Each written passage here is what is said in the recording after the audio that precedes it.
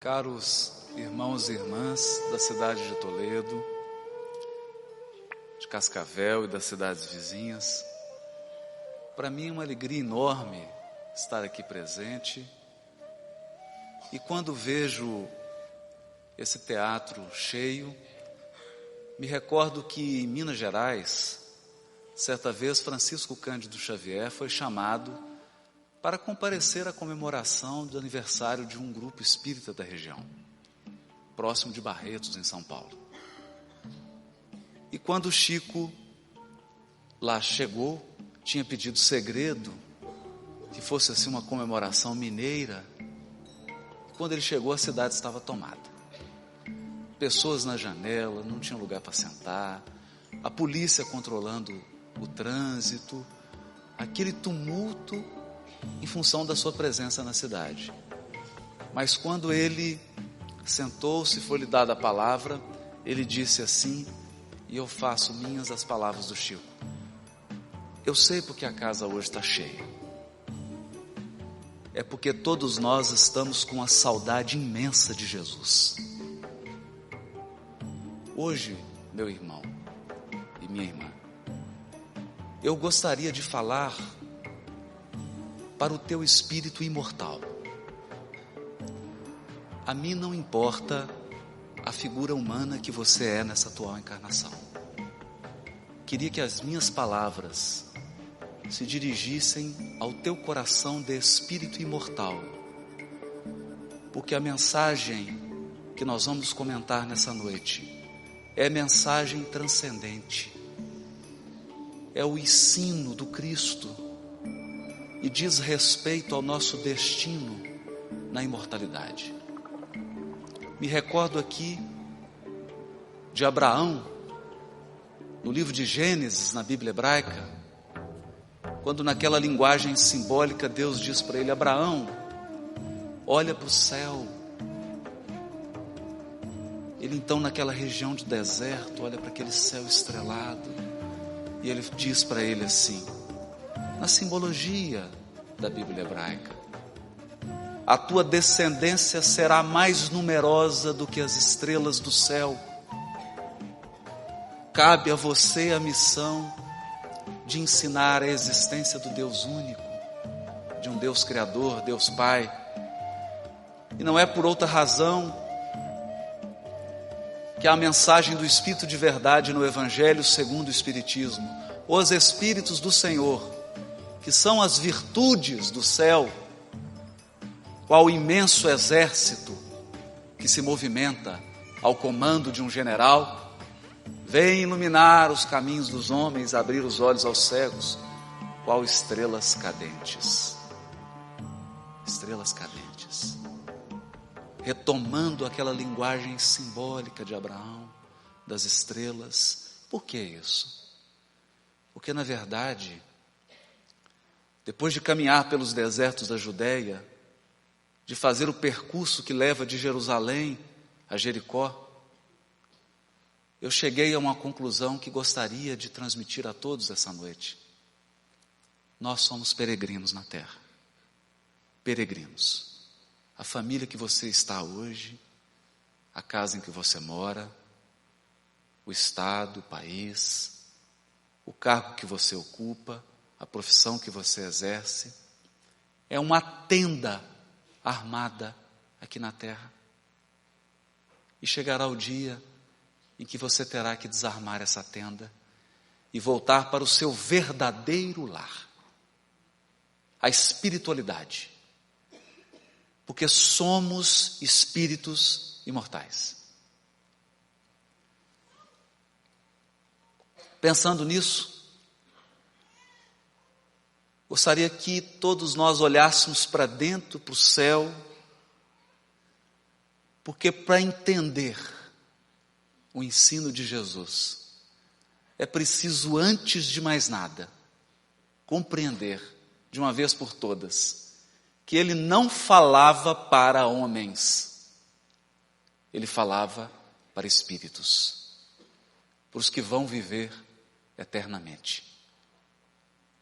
Quando Públio Lentulus, senador de Romano, se encontra com ele, ele diz assim para o senador: soa nesse instante uma hora importante para a tua vida de espírito imortal. Está no teu querer seguir-me agora ou daqui a milênios. Seguir-me agora ou daqui a milênios. Muito tempo se passou até que Emmanuel pudesse contar essa história no livro há 2000 anos. Pensando nisso, nós aprendemos com a doutrina espírita a ter esse olhar cósmico para a vida, inicialmente para Deus, aprendendo na questão número 1 que Deus é a inteligência suprema, a causa primeira de todas as coisas. Na questão 13, que para estar acima de todas as coisas, Deus não pode achar sujeito a nenhuma vicissitude, nem sofrer nenhuma das imperfeições que a imaginação possa conceber. Ao tratar do Espírito, diz a questão 23, o princípio inteligente do universo. E na questão 76, pode-se dizer que os Espíritos são os seres inteligentes da criação. Povoam o universo fora do mundo material. Os cientistas estimam que há no universo material conhecido mais de 200 bilhões de galáxias. 200 bilhões de galáxias. É quando Deus diz para Abraão: você é capaz de contar as estrelas? 200 bilhões de galáxias. Só na nossa, que é uma delas, a Via Láctea, há mais de 100 bilhões de sóis. O nosso é um deles. E a Terra é um planeta que circula. De modo que o evangelho ensinado por Jesus é um evangelho cósmico. É um código de moral universal. Sem esse olhar universal, o evangelho não consegue fazer morada em nós. Todos os espíritos passam pela fieira do mal para chegar ao bem? Não, pela fieira do mal, mas por aquela da ignorância. Somos criados simples e ignorantes. Simples e ignorantes. E ao falar da matéria, a questão 22 diz que os Espíritos esclarecem, mas a matéria existe em estados que vos são desconhecidos. Estados que vos são desconhecidos. Muito além da nossa capacidade perceptiva. E finaliza dizendo, no capítulo 14, item 2, como princípio elementar do universo, o fluido cósmico assume dois estados distintos, o de eterização ou imponderabilidade, que se pode considerar o estado normal primitivo, e de materialização ou de ponderabilidade, que nós poderíamos repetir com Jesus: há muitas moradas na casa do meu Pai, mas seguramente nenhum de nós tem domicílio aqui. Nenhum de nós. Para falar do Evangelho, nós gostaríamos de lembrar de uma passagem do livro Renúncia, em que Alcione diz assim: o Evangelho é um vasto caminho ascensional. Vasto caminho ascensional, cujo fim não atingiremos legitimamente sem o conhecimento e a aplicação de todos os detalhes.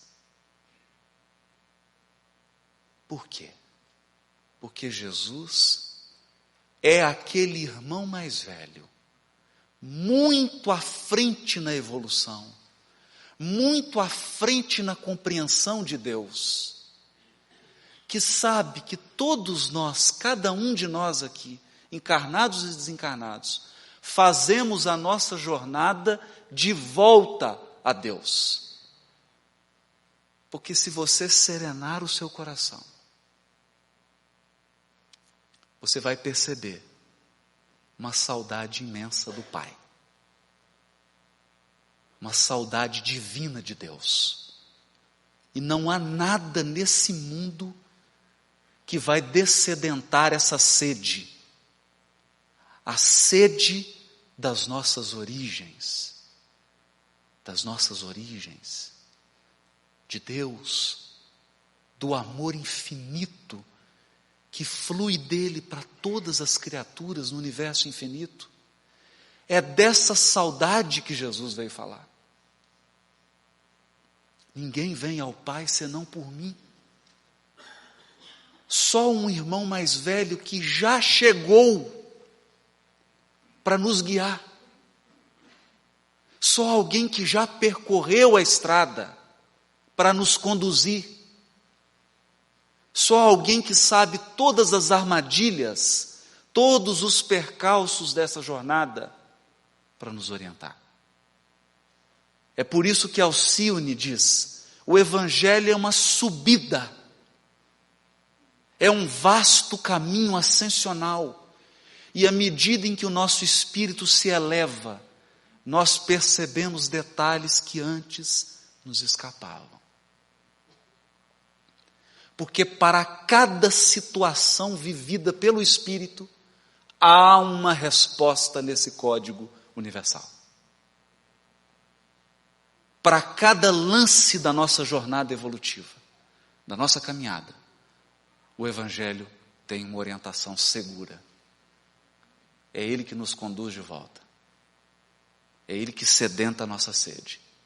Mas Jesus, ao conversar conosco, utilizou da linguagem humana. Aquilo que era espiritual por excelência. Aquilo que era linguagem falada de coração para coração. Coração para coração. Precisou ser reduzido nos estritos limites da limitada linguagem humana, que é definida pelos estudiosos como uma habilidade. Habilidade que só os seres humanos têm. Habilidade social de se comunicar. Isso é que é a linguagem. Portanto, quando você abrir o Evangelho para se encontrar com Jesus, saiba que há um filtro. Saiba que essa água cristalina está num vaso de barro. Esse vaso de barro é a linguagem. Cuidado, para que você não fique preso ao vaso e morra de sede, segurando esse cântaro cheio que é o Evangelho. Muitos já fizeram isso. A letra mata, mas o Espírito torna vivo. É com o Espírito que o Evangelho deve ser lido. E a linguagem humana se expressa em texto. Em texto. Texto falado e texto escrito. Mas o que é o texto? Depois de muito dizer, de muito estudar sobre o texto, chegaram os estudiosos à conclusão que o texto é interação. Linguagem é sala de visita, ou como nós dizemos lá em Minas, linguagem é cozinha. Porque mineiro, quando quer conversar, leva para a cozinha. É na interação que o texto se faz. E para expressar um pouco disso, para que a gente não fique preso à letra, imaginem se você fosse chamado a explicar para uma pessoa, daqui a 500 anos, a expressão no frigir dos ovos. No frigir dos ovos. O que significa isso? Bom, quando comecei, pensava que escrever sobre comida seria sopa no mel, mamão com açúcar. Só que depois de um certo tempo, dá crepe. Você percebe que comeu gato por lebre e acaba ficando com a batata quente nas mãos. Como rapadura é doce, mas não é mole, nem sempre você tem ideias, e para descascar esse abacaxi, só metendo a mão na massa. E não adianta chorar as pitangas, ou simplesmente mandar tudo às favas. Já que é pelo estômago que se conquista o leitor, o negócio é ir comendo mingau pelas beiradas, cozinhando em banho-maria, porque é de grão em grão que a galinha enche o papo. Já pensou? Alguém lendo isso daqui 500 anos? Terá dificuldade. Terá dificuldade porque o texto é difícil? Não. Não. O problema não é o texto. Se você estiver andando pelas ruas de Toledo e encontrar uma placa escrita silêncio, o que significa? Nada. Uma placa no chão, na rua, escrita silêncio, não significa nada. Mas se você pegar essa placa e colocar no corredor de um hospital, ela passa a significar alguma coisa. Por quê? Porque mudou o contexto. E se a sua esposa vier reclamar com você e você erguer essa placa para ela, eu não aconselho fazer essa mudança de contexto. Isso pode dar problema e você acabar parando numa vara de família. O contexto. Para ler o texto com inteligência, é preciso contexto. Por isso que os estudiosos definem o contexto, e por isso Jesus diz para o doutor da lei em Lucas capítulo 10, 26, o que está escrito na lei? Quando ele pergunta isso, ele está indagando, qual é o texto? Mas quando ele pergunta, como lês? Ele está dizendo para o doutor da lei, como que você vai contextualizar isso? O que você vai trazer para enriquecer a interpretação? Isso é contexto. Contexto, na verdade, é um conjunto de conhecimentos que o escritor pressupõe que você tem para ler o texto. Pressupõe que você tem. Mas será que você tem mesmo? Será que hoje, 2000 anos distantes de Jesus, falando aqui na terra, em outra língua, em outra cultura, será que nós temos o contexto à disposição para extrair a essência do ensino dele? É preciso estar atento a isso. Porque o contexto é aquilo que você tem que oferecer ao texto. O texto é o que o escritor te deu de presente. O contexto é o presente que você dá para o escritor.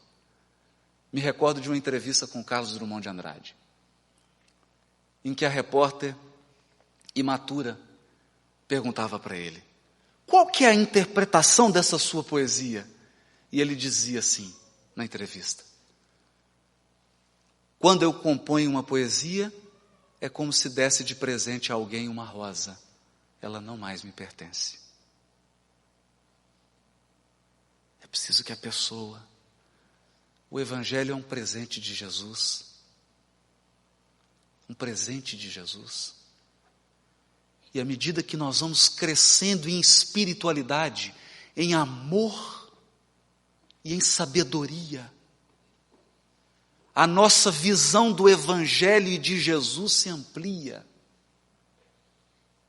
E nós vamos entendendo detalhes da sua lição grandiosa, à medida que o nosso espírito se afina com o dele. E é esse o convite que nós fazemos essa noite. De forma bem mineira. Vocês querem subir essa ladeira comigo? Ladeira de Minas. Querem? Então vamos. Primeira coisa. Primeiro detalhe. Gênero literário. O que nós chamamos de Bíblia é, na verdade, uma coletânea de livros. Livros diferentes. Ali tem poesia, ali tem crônica, ali tem conto, ali tem parábola. Ali tem relatório de rei, contando quando ele subiu ao poder, quem que o assessorava. Tem de tudo. Para entender isso, é preciso estar sensível aos gêneros literários. Gênero literário é o quê? Você não escreve uma carta comercial num e-mail para um amigo. Quando você redige um e-mail, você adapta o que quer dizer a um formato. Quando você dirige uma carta ou um ofício, você adapta o formato ao que você quer dizer. Exatamente no Novo Testamento, nós temos uma riqueza de gêneros literários. Gêneros literários. Que não se confundem com o tipo de texto. Tipo de texto é outra coisa. Você pode ter um texto narrativo, uma narração, uma história. Um texto descritivo, uma exposição, um texto injuntivo, você quer provocar algo em alguém? Um texto argumentativo. Isso são tipos de texto. Gênero é outra coisa. Gênero é a forma. É a forma. É a veste. É a roupa. E para dar um exemplo disso, no Evangelho de João, capítulo 4, Jesus encontra com a mulher samaritana. Que encontro! Ele saía de Jerusalém para Samaria. O que era mais fácil? Ele descer a montanha, pegar o vale do Jordão e caminhar num lugar, num oásis. Porque o vale do Jordão é verde, é fresco. Mas ele resolve passar pelo caminho mais difícil, pelo deserto. Era necessário passar por Samaria, diz o texto. Quando ele chega em Samaria, tem sede. Jesus tem sede. E encontra uma mulher que vinha ao poço buscar água. Ele então fala para ela, dá-me de beber. Ela fala, o que você está pensando? Primeiro, você é homem conversando com uma mulher. Um homem só podia conversar, uma mulher só podia conversar com seu pai ou com seu marido na rua. Jamais com outro homem. Jesus conversa com ela. Ela fica assustada. E mais ainda, porque na história do povo hebreu, eles eram formados por 12 estados, 12 tribos. Minas Gerais, Paraná, Rio Grande do Sul. Só que teve uma divisão. As 10 tribos do norte se separaram das 2 tribos do sul. Formaram 2 países separados. Um com 2 estados, capital Jerusalém, outro com 10 estados, capital Samaria. E os samaritanos eram inimigos dos de Jerusalém. E ela fala, e você sendo um judeu pede água para mim? E Jesus responde para ela, se você soubesse quem está te pedindo água, você me pediria e eu te daria água viva. Água viva. Mas o que é isso? Do que eles estão falando? E ela fala, água viva? Você está me insultando? Esse aqui é o poço do patriarca Jacó? Que história estranha. O que esse texto está dizendo? Eu vou contar um pouquinho. Todos os casamentos dos patriarcas se deram num poço. Eu não sei por quê. Eu não sei qual que é o point aqui em Toledo para você encontrar um pretendente. Lá em Belo Horizonte, nos shoppings. Então você vai com a roupa, tem a roupa adequada, tem a posição que você fica, tem o que você fala, tem o que você não pode falar. Mas na época dos patriarcas, os encontros eram feitos no poço. Então Abraão chegava no poço, a mulher estava pegando água, e falava, deixa eu pegar para você. Cavalheiro, pegava água, dava para ela, dava para as ovelhas, papo vai, papo vem. Ela voltava para casa, papai, encontrei, moço educado, pegou água, deu para mim, deu para as ovelhas, traz esse moço para cá. O moço era apresentado à família e eles se casavam. Esse é o formato. Depois você abre o livro de Gênesis, capítulo 24. Esse é o formato. O homem chega no poço primeiro, assim como Jesus chegou primeiro. A mulher chega para tirar água, assim como a mulher samaritana chegou. Os dois conversam. Ele tira a água do poço, ou ela tira a água do poço e oferece. Ela volta para casa e conta sobre o encontro. Ele é convidado para ir à casa dela. E os dois se casam. Foi assim com Isaac, capítulo 24. Com Abraão, desculpa. E sua esposa. E foi assim com Jacó, capítulo 29 de Gênesis. Esse estudo depois vai ser disponibilizado no site da Federação do Paraná, para a gente poder interagir e conversar. E a estrutura do capítulo 4 de João, o encontro de Jesus com a mulher samaritana, é a mesma. Por que é a mesma?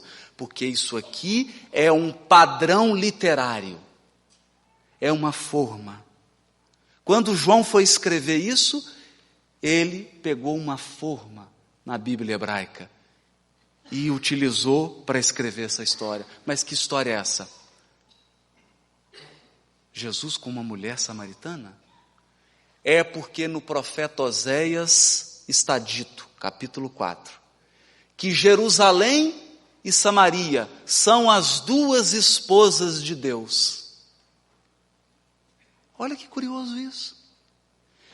E que elas abandonaram Deus.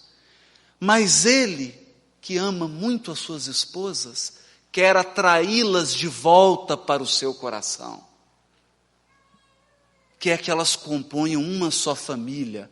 O que é isso? Sabe qual que é o símbolo da máxima união do ser humano com Deus na Bíblia hebraica?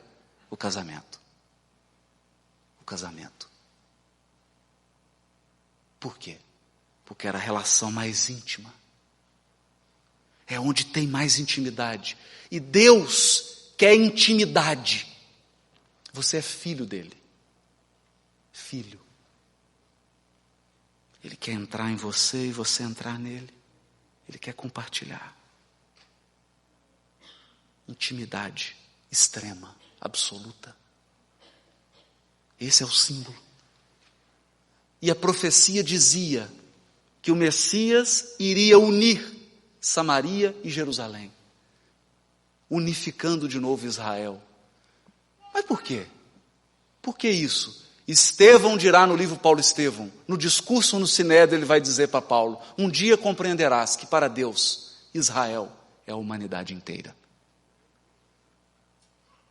É desejo da providência divina que todos os homens da terra se unam, todos os seres humanos, se deem as mãos para construir um mundo do bem, um mundo de regeneração que bate às nossas portas.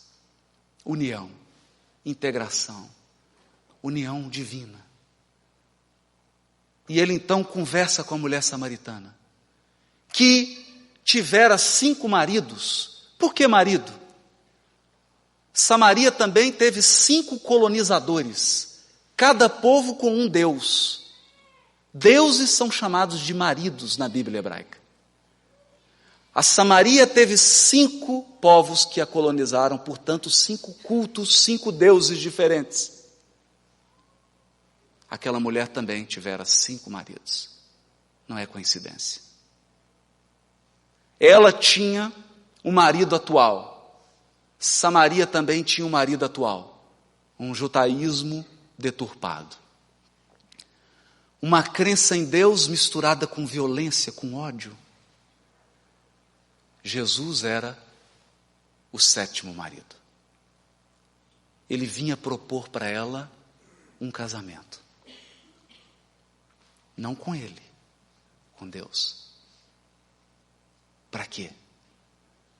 Porque o dia que a alma humana se une a Deus, ela mata a sede. Ela mata a sede. Vocês querem ver uma coisa? Desde ontem que eu não janto. E vou jantar hoje. E amanhã eu terei fome. E vou jantar de novo. e terei fome. E vou comer de novo, e terei fome, e terei fome, e terei fome. Porque as necessidades materiais nunca nos saciam. Você pode beber água hoje e amanhã você terá sede. Você pode comprar uma roupa hoje e amanhã você vai comprar outra.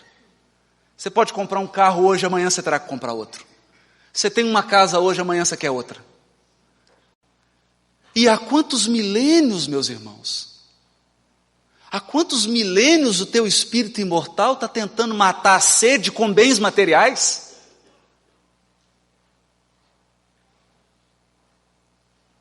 E essa sede está aí dentro de você.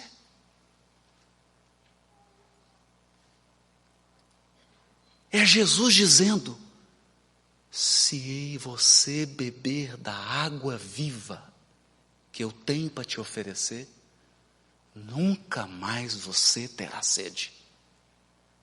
Por quê? Porque a água viva é o amor espiritual. Amor, alimento das almas. Quem ama incondicionalmente não tem mais sede, nem fome. Está saciado. E mais ainda, quem ama incondicionalmente, dê os braços para Deus. Deixou que o próprio Pai faça morada em si mesmo.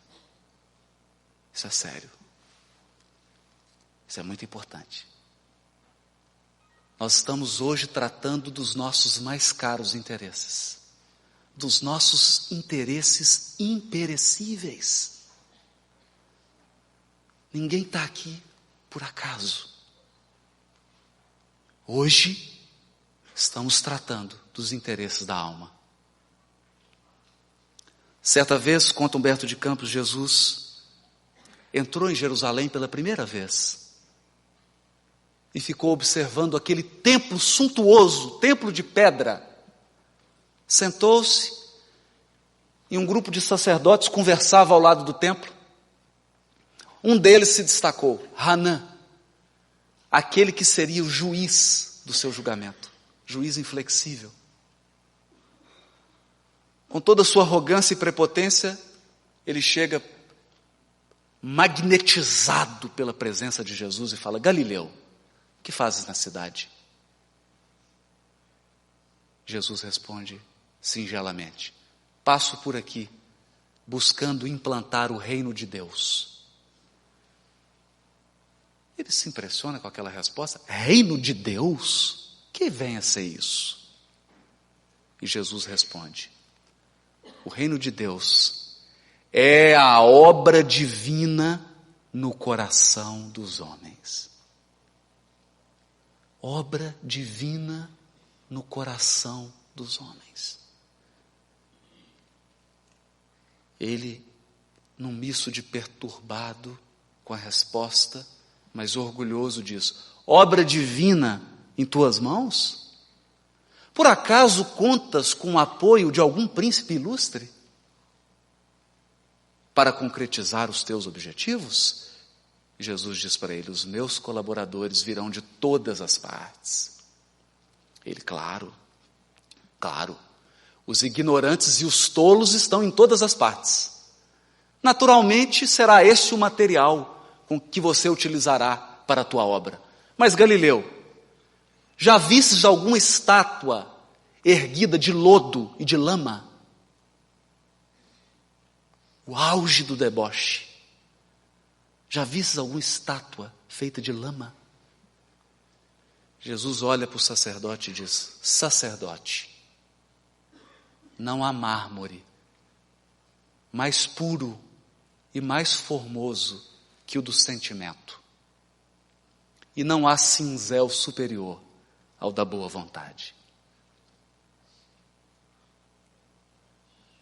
A escultura é em você.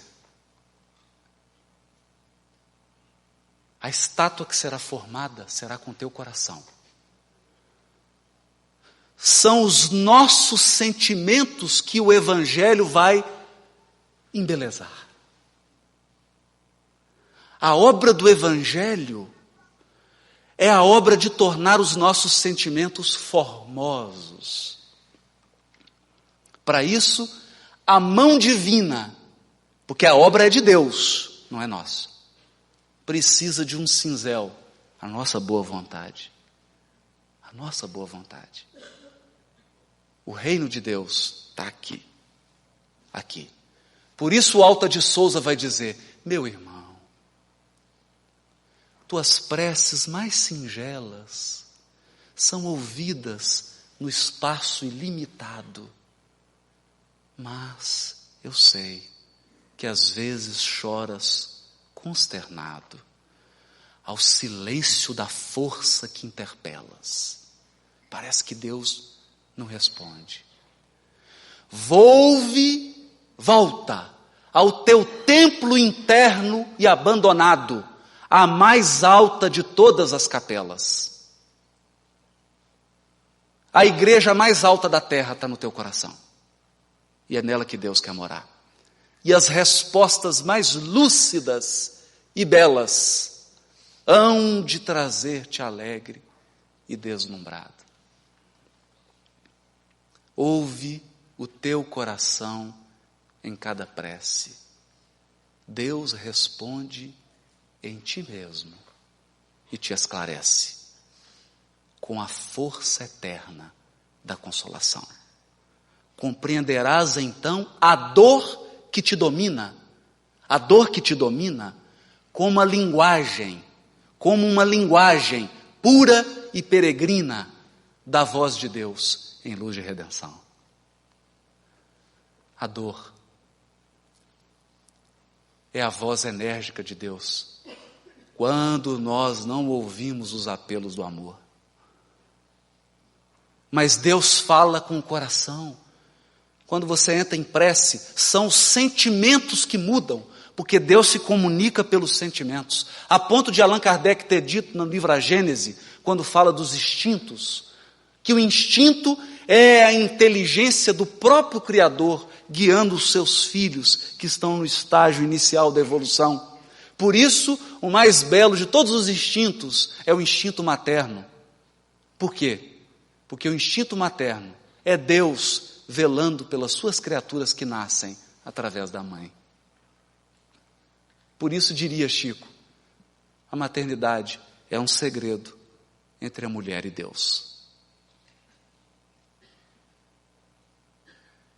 É assim que Deus age. Avançando mais, para falar um pouco dessa realidade. Parábola é uma comparação, uma ilustração. Aristóteles dizia que quando você queria tratar de algo abstrato, que utilizasse uma comparação concreta, um símile, uma imagem, para facilitar a sua retórica. Mas a parábola no Novo Testamento é muito mais do que isso. Muito mais do que isso. Porque a cultura do Novo Testamento não é a grega, é a cultura hebraica. E nela nós temos o machalo, o matilá, que é linguagem figurada. É linguagem figurada. Isso quer dizer o seguinte, que Jesus, quando quer falar alguma coisa, diz assim: vós sois o sal da terra.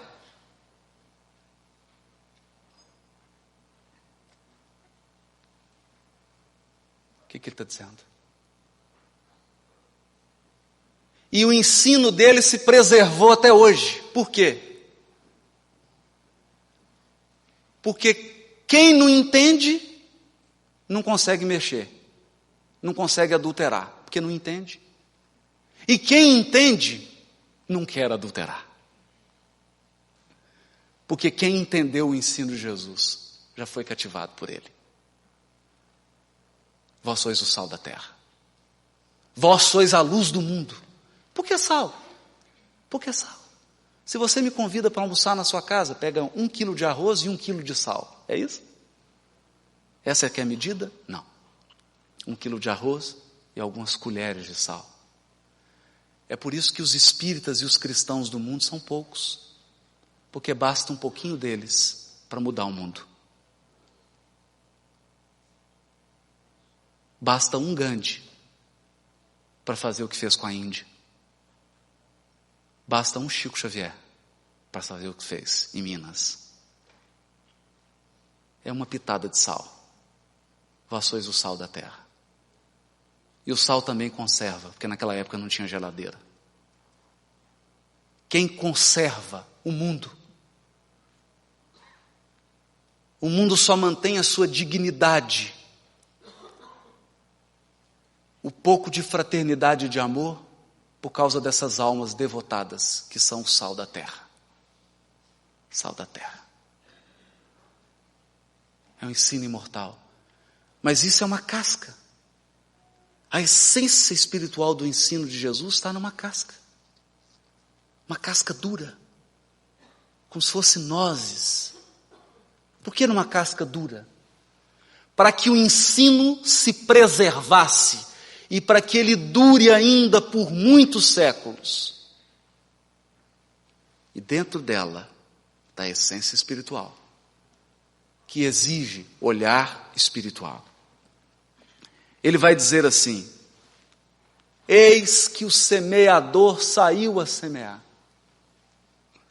Um pouco da semente caiu no caminho, um pouco da semente caiu em cima das pedras, um pouco caiu entre espinheiros e um pouco caiu na terra boa.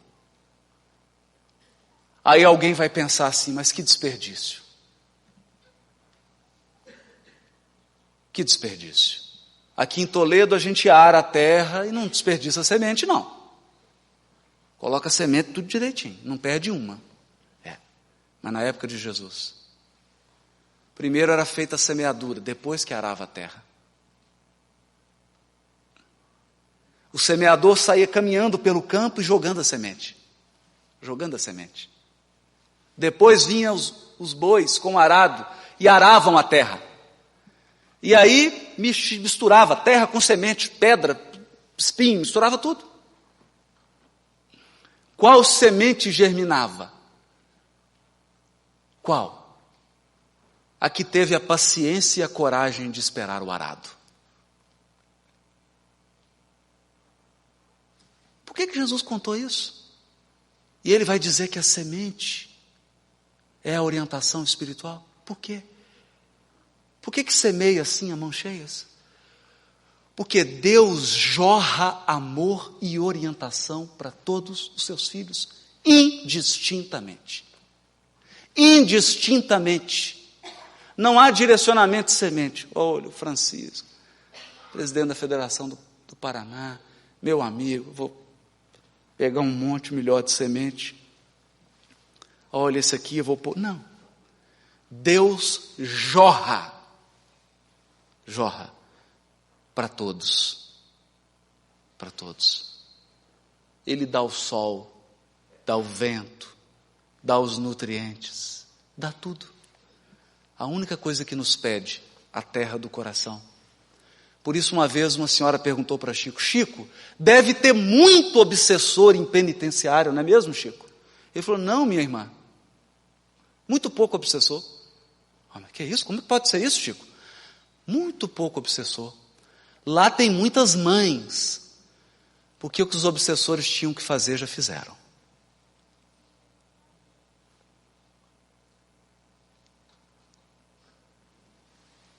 Jorrando. No livro Sexo e Destino, Pedro Neves vai visitar o seu genro, transtornado, porque o genro estava traindo a filha. Ele, no mundo espiritual, fica revoltado, transtornado. E ele entra numa boate. E ele fica tão nervoso que ele começa a socar o genro. Surge então do meio da boate uma senhora. E ela fala para ele: que é isso, meu filho? Se acalme. Imagine. O espírito luminoso de uma senhora dentro de uma boate, ajudando aquelas criaturas que estavam numa faixa desequilibrada. Então Deus não deixa de semear nunca, em lugar nenhum. Ele está sempre semeando. Ele está sempre orientando, sempre orientando. O reino dos céus é semelhante a um homem que semeia boa semente no seu campo. Deus só semeia o bem. E o que é o bem? O bem é sempre o bem de todos. E invariavelmente o mal é o bem só para mim. O bem só para mim é o mal. O bem de todos é o bem verdadeiro. Semeadura divina. O reino dos céus é semelhante a um grão de mostarda. Um grão de mostarda. Porque os sentimentos nobres começam pequenos. Ninguém vai perdoar como um anjo de uma hora para outra. Mas você pode desculpar uma pequena ofensa. Isso você já pode. Isso você já pode. Isso nós podemos. O Chico dizia assim: eu tenho a sensação que rastejo. Todo mundo ficou assim. Mas rastejo para frente. Porque o que tem de gente rastejando para trás, não tem problema nenhum devagar, mas vai para frente. Gradativamente. Porque consistência nem sempre é intensidade.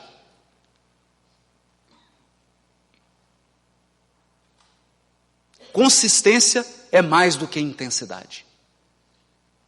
Consistência é permanência. É devagar, mas sempre, sempre, sempre. Reconhece o verdadeiro espírito pela sua transformação moral e pelos esforços que emprega para domar suas más inclinações. Esforços, é uma jornada. É uma jornada. Por isso que Jesus é o caminho. É uma peregrinação. A vida na terra é uma peregrinação.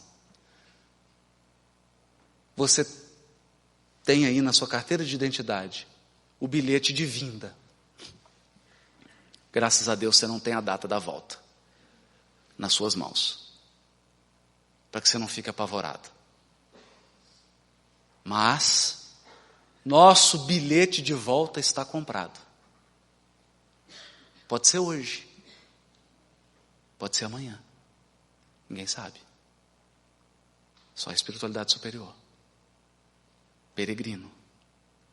É necessário então que o discípulo sincero tome as lições com o divino semeador.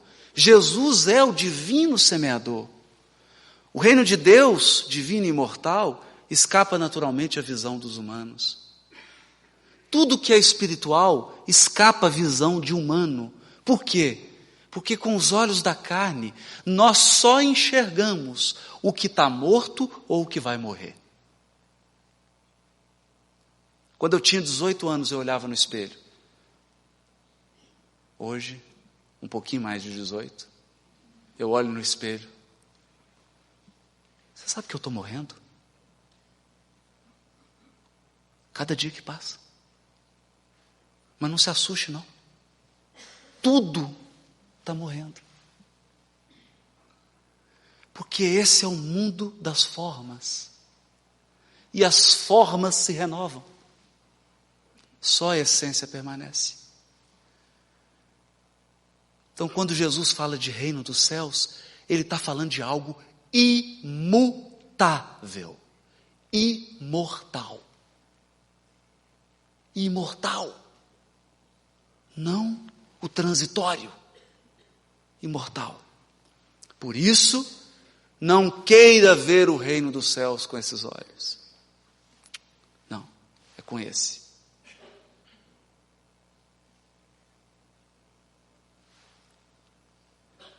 Descobrindo gradativamente o reino do Senhor em nós mesmos ante a espiritualidade maior.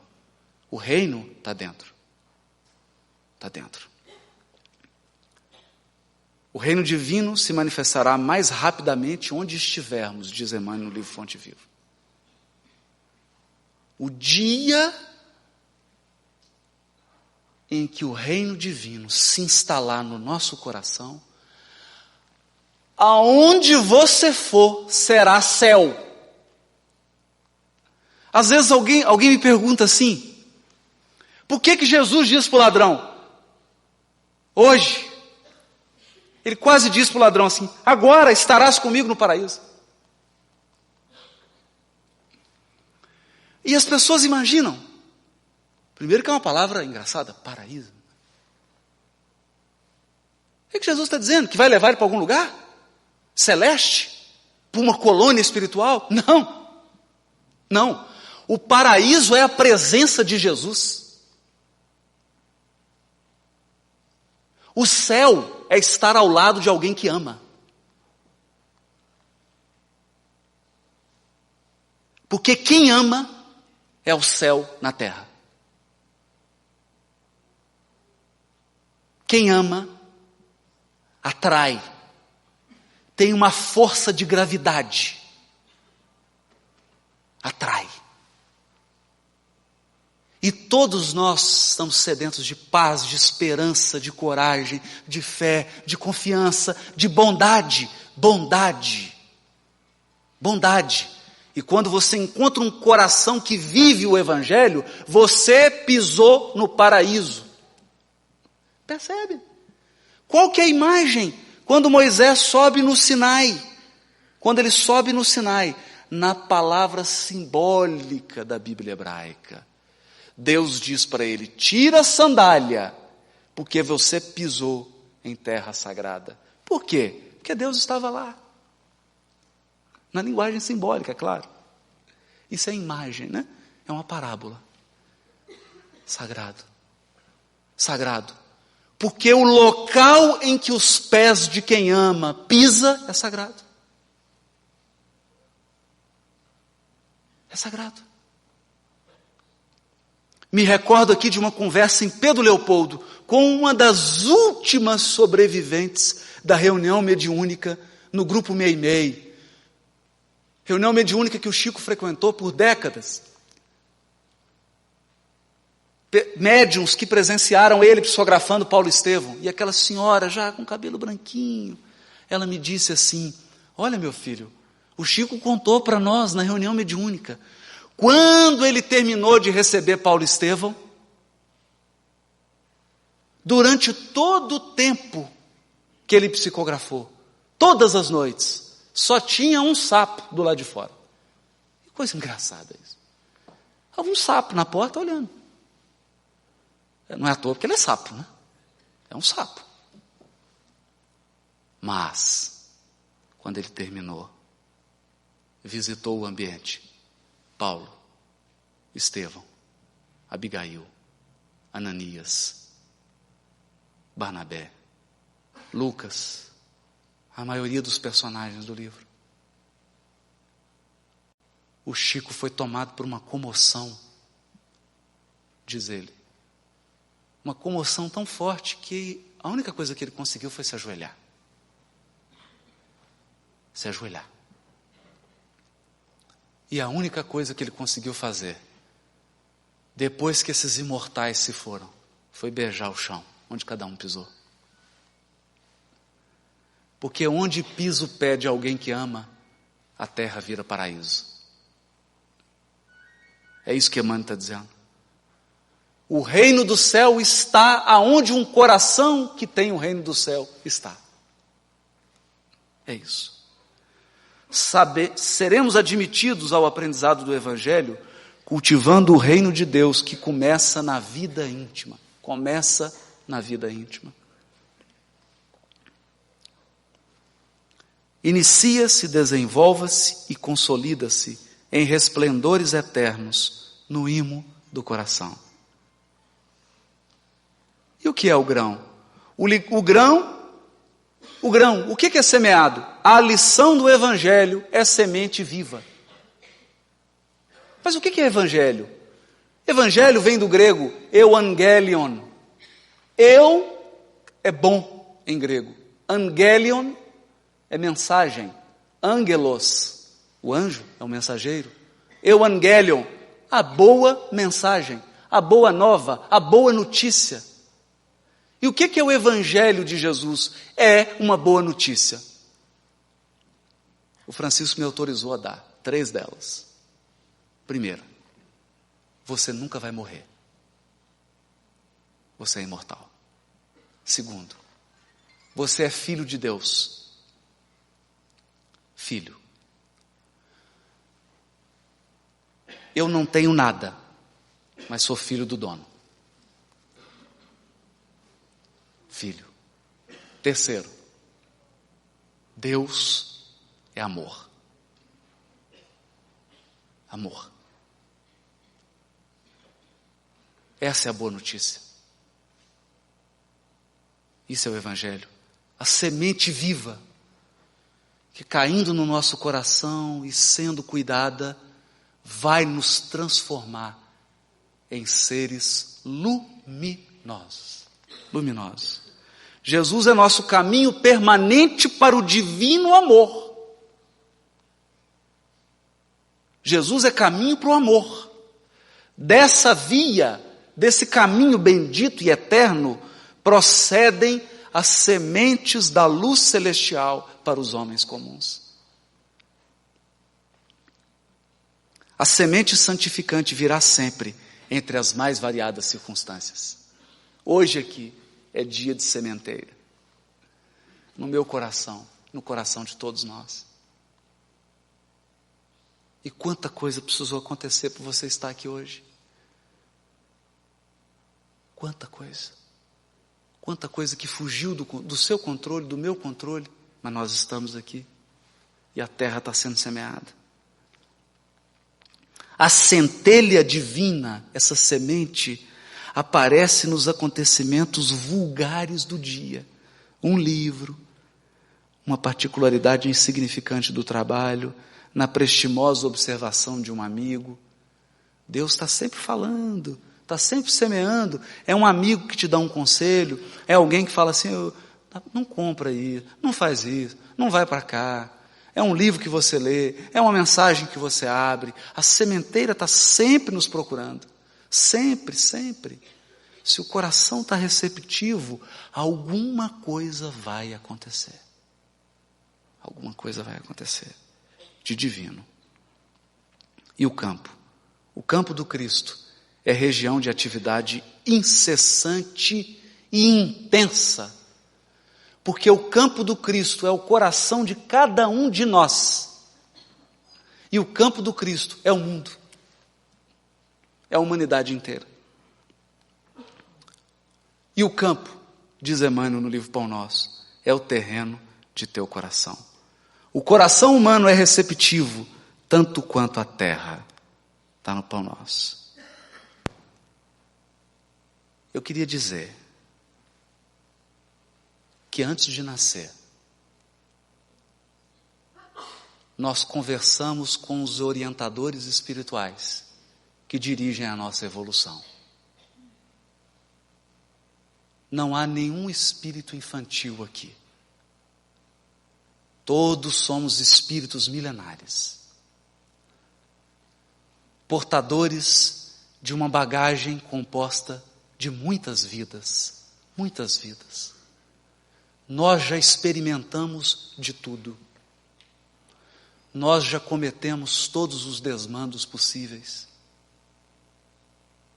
Nós já nos afastamos muitas vezes da lição divina. E sempre, sempre, sempre, dormimos na carne para acordar no mundo espiritual. Mas dessa vez, nós fizemos uma promessa. Fizemos uma promessa para os corações que mais nos amam no mundo espiritual. Nós prometemos para eles que na aurora desse mundo de regeneração, nessa vida, nós iríamos acertar o passo. Nessa vida, nós não seríamos distraídos pelas circunstâncias da carne.